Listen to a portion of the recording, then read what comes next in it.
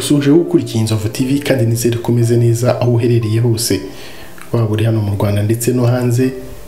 Nizere ko mukomeje kugubwa neza. Iyi ni Inzovu TV mukurikiye kandi nkomeza kubabwira gukora subscribe kugira ngo dukomezanye mu biganiro byacu bitandukanye tugenda tubagezaho. Uyu munsi turagaruka ku bintu bitanu abantu batandukanye cyangwa se basenye ingo mu bijyanye na divorce mu ndimi z'amahanga bakwiye kwitondera nyuma yo kubongera kubaka izindi ngo.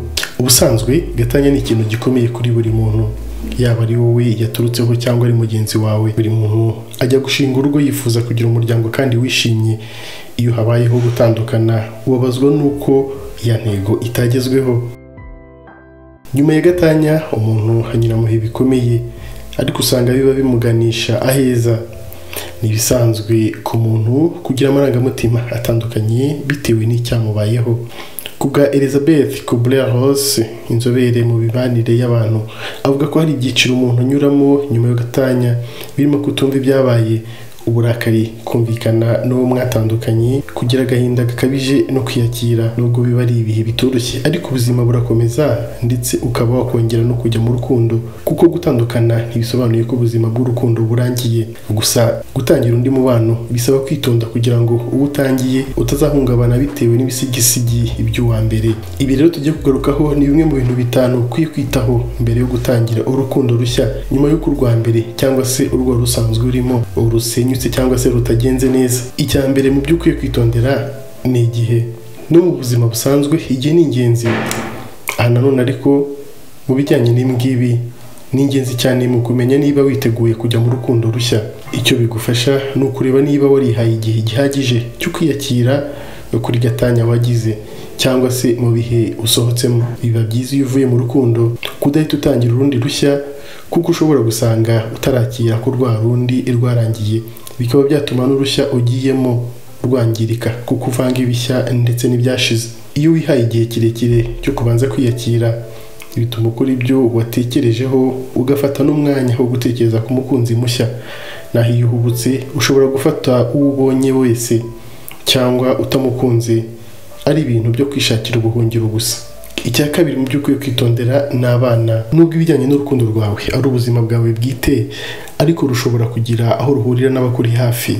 Niba uwo mwatandukanye mwari mufitanye abana, kujya mu rukundo rushya biragusaba kubanza kwitonda. Iyo ababyeyi batandukanye ntibituma n'abana batandukana n'ababyeyi babo, ndetse n'ibintu byo kwitondera.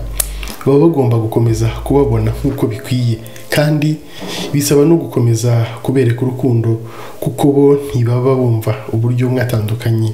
Iyo ugiye mu rukundo rushya abana bawe batarakira itandukana ryanyu, bishobora kubagora kubereka undi mukunzi wawe utandukanye n'umubyeyi wabo basanzwe bazi kandi bamenyereye.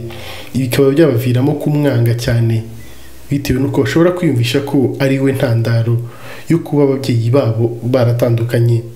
Bisaba kwitonda, abana bakabanza bakabyakira, ndetse ukamenya n'uko bazabana n'umubyeyi wabo mwatandukanye ndetse n'umukunzi wawe mushya nta kibazo kibijemo.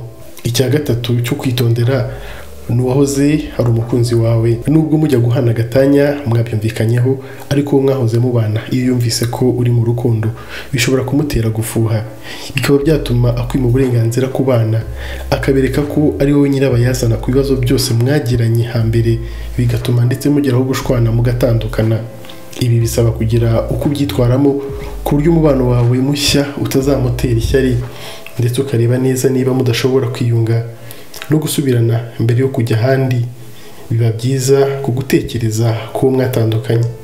Icya kane, banza wiyubaka ubwawe. Igatanya ituma amarangamutima yawe ahungabana, bikaba byagutera kwiyanga no kwitakariza icyizere. Hari abagira agahinda gakabije bitewe no kwigaya ko batabashije kurinda umuryango wabo gutandukana. Mbere yo gushaka umuntu mwakundana, banza wikunde wowe ubwawe, wongere wigirire icyizere, ndetse umenye n'uruhare wagize muri gatanya, kugira ngo utazongera gukora ayo makosa nanone. Numara kongera kwikunda, uzabone uko ukunda mugenzi wawe, kuko bitabaye ibyo bizatuma utigirira icyizere, bikaba byatuma wumva udakunzwe n'umubano mushya watangiye cyangwa se umukunzi wawe mushya ufite, mukaba mushobora gushwana cyangwa se umubano nyine ukagupfira ubusa. Icya gatanu ari nacyo cya nyuma ukwiye kwitondera nyuma yo gutandukana cyangwa se gusenya urugo, ni ukwakira kutakiri kumwe n'uwo mwatandukanye. Iyo wakunze umuntu cyane biragora kumva ko mutakiri kumwe, hari n'abahora bategereje ko yazabagarukira. Ibi umenya ko wamaze kubyakira iyo wumva